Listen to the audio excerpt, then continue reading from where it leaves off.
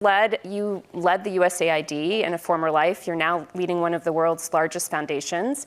You literally wrote the book on big bets, and by which you have meant large transformative innovation solutions that can solve large-scale problems and really make traction. So here we are today talking about the climate crisis, one of the most urgent crises we face. What would you say is the top big bet we should be making on climate change? Well, it's great to be with you, and thanks for your exceptional reporting on climate and its impacts around the world, and certainly at home.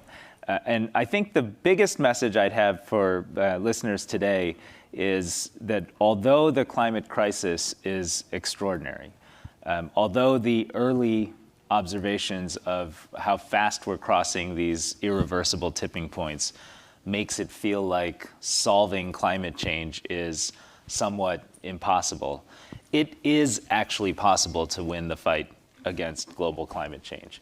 And it is possible to prevent 1.4 billion people from going hungry because climate change takes away their agricultural productivity.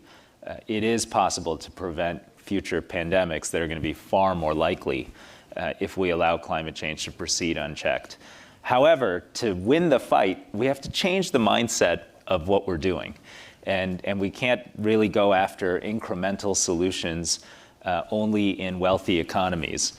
Instead, we have to actually understand that this is a global problem, that 75% of future emissions will come from 81 countries, excluding China, that are today housing 3.5 billion people who are living in relative energy poverty. And if they power their future and their prosperity with diesel and coal, which is what's happening today, no matter what we do in wealthy economies, the world will not succeed in the fight against climate change. So our big bet is to build an alliance that can finance the rollout of new renewable technology for energy production and energy infrastructure throughout the developing and emerging world, and to do that with a long time horizon and a sense of absolute commitment.